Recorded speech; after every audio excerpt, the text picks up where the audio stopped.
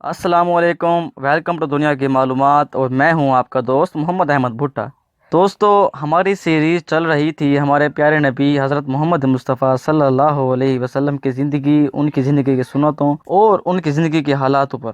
تو ہماری سیریز کا تیسرا پارٹ ہے، اور اس میں ہم آپ کو بتائیں گے کہ آپ صلی اللہ علیہ وآلہ وسلم کو نبوت کے ملنے کے بعد آپ کی طبیعت پر کیا اثر ہوا، اور جب تبلیغ اسلام جاری کیا تو کفار مکہ آپ اور آپ کے صحابہ کرام پر کیا ظلم ڈھاتے تھے، اور بھی بہت کچھ ہے اس ویڈیو میں۔ تو چلتے ہیں اپنی ویڈیو کی طرف۔ بسم اللہ الرحمن الرحیم۔ جب حضور پر وحی نازل ہوئی تو اس واقعے کا حضور اکرم صلی اللہ علیہ وسلم پر اتنا اثر ہوا کہ آپ گھر چلے آئے اور حضرت خدیجہ کو سارا ماجرا سنایا۔ انہوں نے آپ کو تسلی دی اور اپنے چچا زاد بھائی ورقہ بن نوفل کے پاس لے گئیں، جو تورات اور انجیل کے عالم تھے۔ انہوں نے حضور کو تسلی دی اور کہا کہ وہ اللہ کا بھیجا ہوا فرشتہ تھا جو حضرت موسیٰ اور حضرت عیسیٰ علیہ السلام کے پاس بھی آیا کرتا تھا۔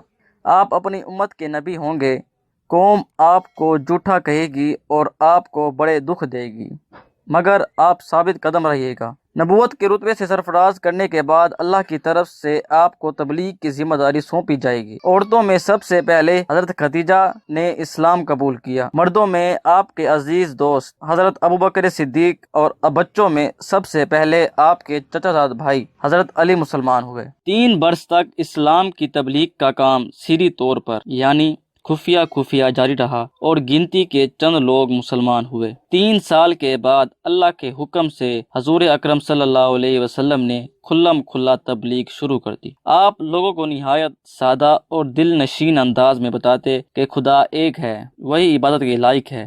جن بتوں کو تم پوجتے ہو وہ تمہیں کوئی نفع یا نقصان نہیں پہنچا سکتے۔ ایک خدا کو مانو اور کسی کو اس کا شریک نہ ٹھہراؤ۔ برے کاموں سے بچو، باہم محبت کرو اور بھائی بھائی بن کر رہو۔ شروع میں مکے کے لوگوں نے آپ کے پیغام کی طرف زیادہ توجہ نہ کی، لیکن جب مسلمانوں کی تعداد روز بروز بڑھنے لگی تو مکے کے رئیسوں اور سرداروں نے آپ کو تبلیغ سے روکنا چاہا۔ پھر آپ اور آپ کے ساتھیوں پر سختیاں کرنا شروع کر دیں۔ مسلمانوں کے گلے میں رسے باندھ کر بازاروں میں گھسیٹا جاتا، کسی کو تپتی ریت پر لٹایا جاتا، کسی کے سینے پر پتھر رکھے اور کوڑے مارے جاتے۔ غرض طرح طرح کے عذاب دیے گئے، لیکن مسلمانوں نے ہر مصیبت کو صبر سے برداشت کیا اور ان کی تعداد آہستہ آہستہ بڑھتی چلی گئی اور اللہ کا پیغام پھیلتا چلا گیا۔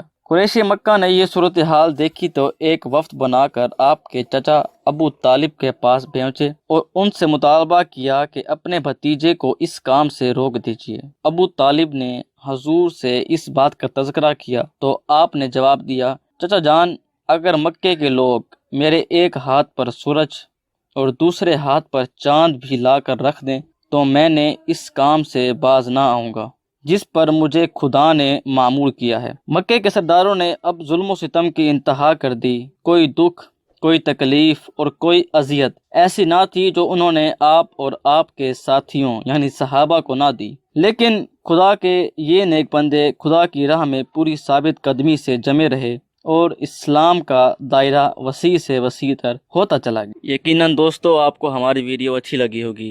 اگر ویڈیو اچھی لگی ہو تو ویڈیو کو لائک کیجئے گا۔ اگر آپ نے ہماری پچھلی ویڈیوز نہیں دیکھی تو میں آپ کو سامنے جو لنک آ رہے ہیں ان ویڈیوز پر کلک کر کے ہماری پچھلی ویڈیوز بھی دیکھیں اور ہمارے چینل کو سبسکرائب کیجئے گا۔ باقی آپ کا بہت بہت شکریہ دیکھنے والوں کا۔ اللہ آپ کا اور ہمارا حامی و ناصر ہو۔ اللہ حافظ۔